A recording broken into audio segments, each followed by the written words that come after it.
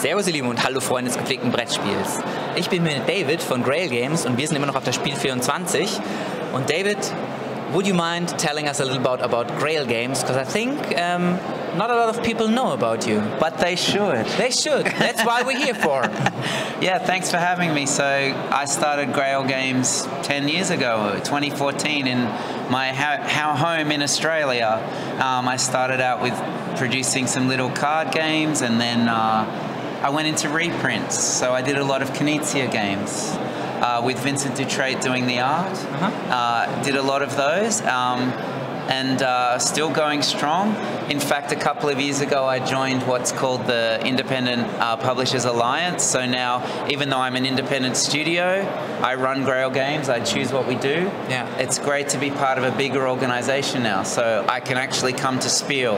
And I've got people pitching my games to German publishers, French publishers, and so on. It's fantastic. So I'm part of a family now with Madago in France, Colossal in the US, Aporta, Chili Fox, Moongate in China. There's a lot of us. And now I really feel like I'm part of the game industry. It's not just me in my house back home.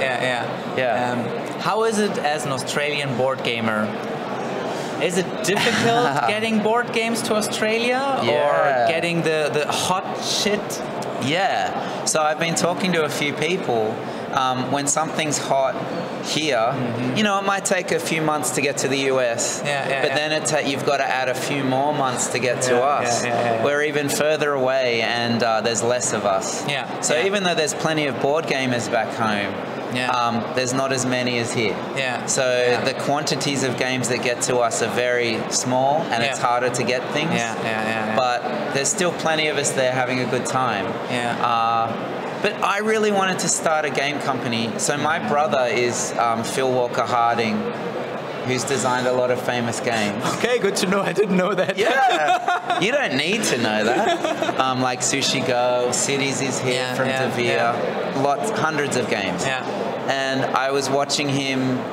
So back 2007, 2008, he was self-publishing. And as he got bigger, I saw how he did things and how you need distributors and how you need blah, blah, blah. So I learned from him. And then thanks to Kickstarter, I was able to get my game started. And then you just grow, slowly, slowly. And even though, as you said, Grail may not be famous all over the world, I consider myself successful. I made it. I make a living from having fun making games. So it happened. Even though I come from Australia, where we'd rather be at the beach than playing, you know. I can understand that. I've been to Australia for a year, so. Oh, where did you go? It was great. All around. I traveled all around. Right, nice. As a backpacker. So I live in Sydney. So thanks for coming. But it won't be the last time. I promise you. Well, next time. Say hi. I will. So anyway, now I'm really focusing on mid-weight Euros and card games. For a while, I was more interested in just doing reprints. But I think it's better to have good games, and if it's a reprint, then that's a bonus. So Grail meant trying to find the games that people want and redoing it. So I did Medici, Yellow and Yangtze, a lot of games I reprinted, but now I'm trying to focus the brand to be more specifically mid-weight Euros and card games, which is what we've got here. And because I have friendships with those other companies, some games that I've done that don't fit that vision, we're going to move to their homes, new homes. And I can talk about that. But this is actually my first time here. But it's been great. I will never miss another Essen Spiel. So you really enjoy your time here? Everyone is here. If you're in the industry, I think you need to be here. And it's so big that there's more than enough attendees to spread around. Everyone gets to sell their games. We've sold out of so many, and it's halfway. So as a publisher, how can you not be happy about that? I don't want to sound like I see people as, give me money, but it's a nice place to be because there's just so many people and they're all really dedicated gamers who know what they're looking for. They're a pleasure to talk with. I've done a lot of demos and everyone's walked away happy, and I'm just feeling like I feel more at home in Germany, I think, because I've never even been to Germany before. I feel more at home in Germany than any other country that I've visited, because I don't know if we're similar culturally or not, but the people who play games here have tastes that are similar to mine, I think, and we get on really well. That's the next question I had. Is there a different taste of games in Australia?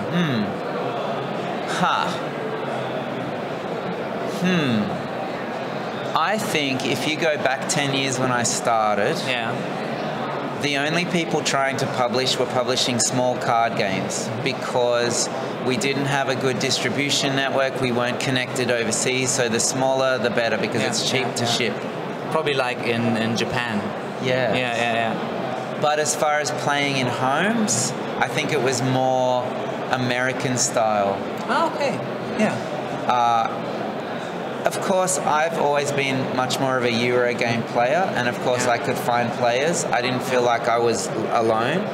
But I think if you went around to stores, it would be people playing more Magic, but also the epic games. That's what I saw a lot of. But I think over time tastes have changed. I think if you wanted to sell a game in Australia, the more family weight, the better. But I think that's probably true everywhere. Hence the Spiel des Jahres. You got a bigger market. Maybe. I think maybe our market is waking up. I went to the local supermarket, not supermarket, but shopping center. I went into Kmart. I don't know if you know what that is. And whereas normally there'd be Monopoly, Scrabble, now there was Ticket to Ride, Azul. So the next level. Nice. But not Kemet. But people are starting to get wider in what they think of as games. Because we're all getting closer together. Logistics is getting not really easier. And thanks to the internet, we're all connected. So someone just needs to Google cool board games, and that's what they'll get. And there are even board game cafes in Australia. Ah, interesting. Do you know in Sydney where I live, I don't think there's a single one. Really? As I said, we're at the beach or something. But if you go south, Melbourne, even Tasmania, Canberra, where the weather's a bit cooler. I don't know if this is true, but I think there's a lot more board game cafes. I mean, we have stores in Sydney, but they're mostly Magic with some board games. But I find the further south you go, the more game cafes and so on you see. In fact, our biggest convention is south, and our second biggest is south of where I live. I think the warmer you get, the less board gaming that... I don't know if that's true. Yeah, there's probably correlation. I feel like that's true. Because winter time is usually the most played time in Germany as well. And our winter time is very small. Well, you can travel around Australia. There is always winter somewhere. I guess so. Or raining season. True. Up north. I mean, where I live, it's a whole continent, so I can't speak for everyone. But where I live, what we have today in October is the worst we would get in winter. So, but if you go further south, it gets cooler than this. You can even ski in Australia. If you go to the mountains. In like 2 places. But you can. Okay, coming to your board games you brought to the fair. Would you mind pitching the things you have here? Well, as far as Grail is concerned, we've got 1, 2, 3, maybe 4 games here that are new. And a couple that are old that I'll quickly tell you about.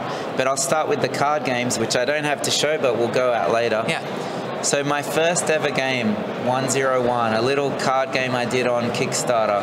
I decided to try and bring that back 10 years later because people have asked, where can I get this? So I did a small print run of that again, and that's here. It's a 2-player card game. It's set in, it's like when I was a kid learning computer programming at school, so it's a very retro computer duel game. And then we've got another card game called Tango that's a 2-player trick-taking game. That's sold out, which is great. I mean, we didn't have a lot of copies here, maybe 100, but that's sold out, and that's brand new as well. But then the main thing that we've got here is Bottle Imp and Snowcrest. So Bottle Imp is a game from 1993 or 5. It's quite old. Okay. And as I said before, I like to reprint new games. Yeah. It's a trick-taking game, and it's very well known, but Gunter Kornet, the designer, has now made it up to 6 players. Okay. Before it was only up to 4. And it has beautiful new art by Maxime Morin, and it's got really nice cards. It's beautiful. It comes with a little bottle imp, a little demon in a plastic bottle. Okay. That's really nice. I'll show you later. Okay, so this is Bottle Imp. It's a card game, a trick-taking game for 2 to 6 players. 2 players has a variant, but I will teach you 3 to 4 players. So in this deck, we have every card numbered 1 to 37. But as you can see here, the color of each card is not uniform, so reds are often worse or lower color numbers, and greens are usually really good. So for every color, every number in this card, only 1 card in this deck? That's right. Okay. So, here is the Bottle Imp. Okay. This is a demon in a bottle who grants you wishes, but he also gives you bad luck. You don't want to end the round with the Bottle Imp. Okay. Anyone who has this at the end of the game, or the round, loses points. Everyone else wins points. The way it works is like this. If I was to play a red card, everyone else must play a red card if they can. If they can't, you can play anything. But the highest card wins. So if you played this, and then someone played this, I would win because I had the highest number. Now you notice this card is below the card of the bottle. This is now meaning you bought the card, the bottle. So now this comes to you. This goes away. Now if anyone plays lower than 18, they get the bottle. Regardless of the color? Yes. So I would have won this, and at the end of the game I get these numbers as points. 12. At the start of the game, we all put 1 card under the bottle, and that is the devil's trick. At the end of the game, whoever has the bottle will get this as minus points. Now, the interesting thing is that good players will try and make people play under the bottle by leading colors that will make them go low. If somebody was to play, for example, 17, and another person played 13, they're both under the bottle. This person gets the bottle because it's closest. So if someone plays 17, I'm going to say, oh, get rid of that. Okay, I understand. So good players manage the cards, they remember what has gone out, and they try and make sure someone else gets the bottle. But even if you have the bottle, you want to win tricks to keep the points away from everybody else. If you play with 5 and 6 players, there are 2 bottles. So if you played under 19, the first person would get this. Now there's 2 prices. Then someone might do this. And if I could go under one and not the other, so there's 2 bottles around the table that you're trying to avoid. So what's the punishment for the bottle and the cards that were put under here. So first time players, they would put 1, 2, 3 under there, but good players will put big negative points under there. So I would put some the card with really smaller numbers. That's right. I understand. That's the basic game. And I would play with you, but I have to do an interview, a video. That's been doing really well. I've actually been able to demo that a lot, and everyone after one round can see, this is a good trick-taking game. And that's why it's been around for 20, 30 years. Wow. Yeah, that's a long time.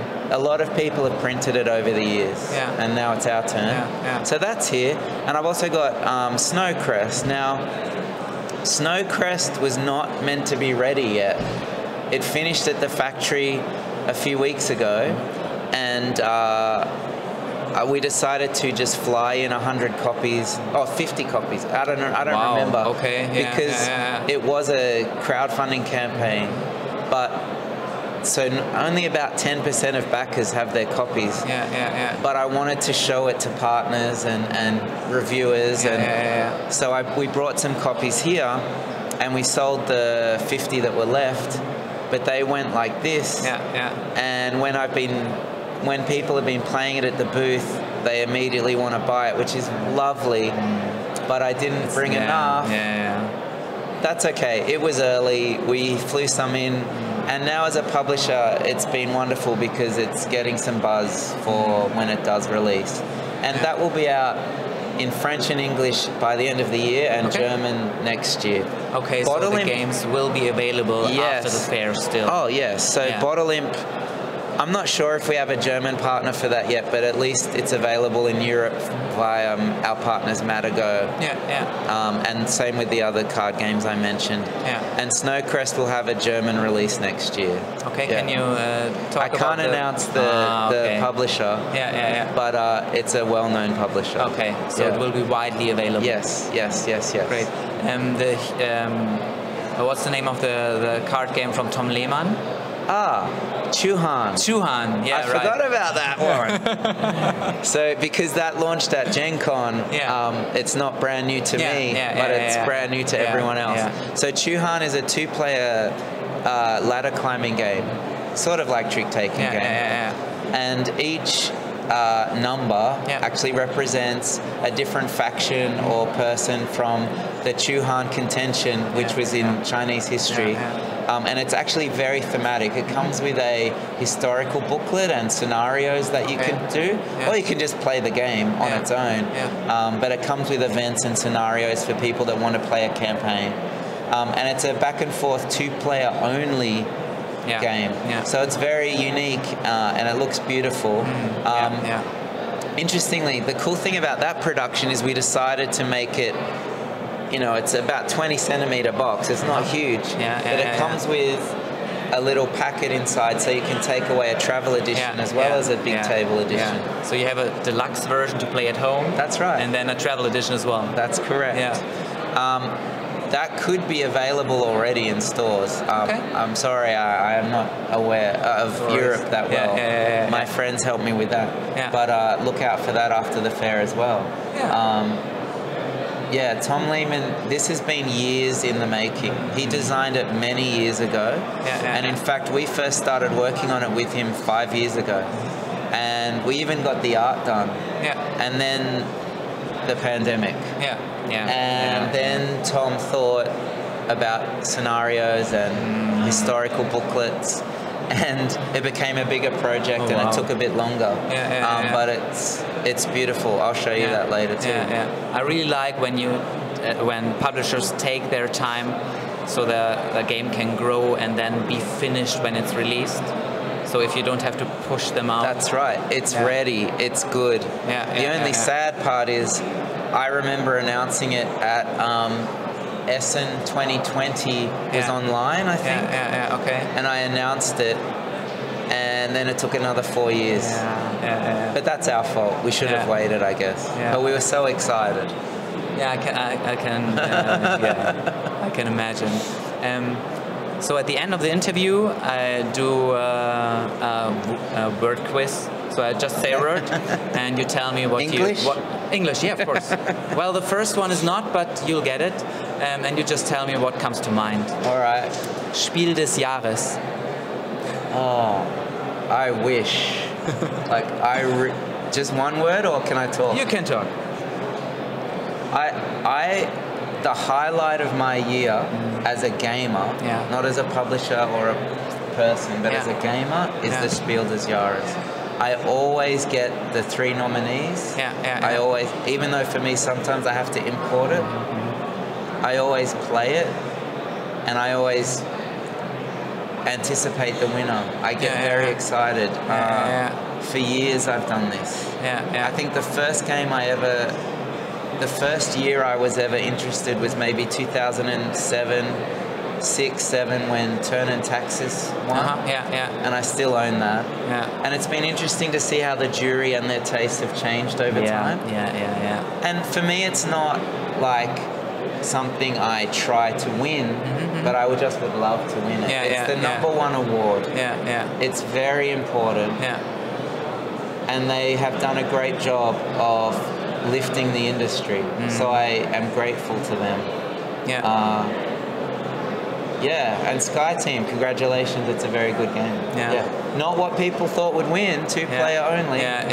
But it shows that the jury is changing. And maybe they just thought that's the best, who cares?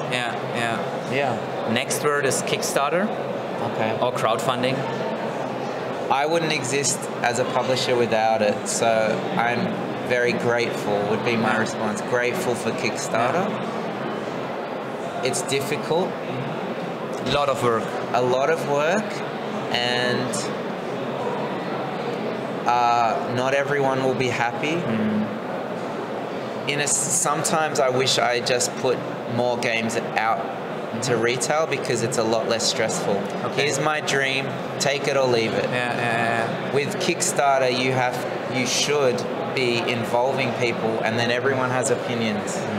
And that can be stressful, and we let people down sometimes, but they also help make the game better. So I'm not sure what I prefer.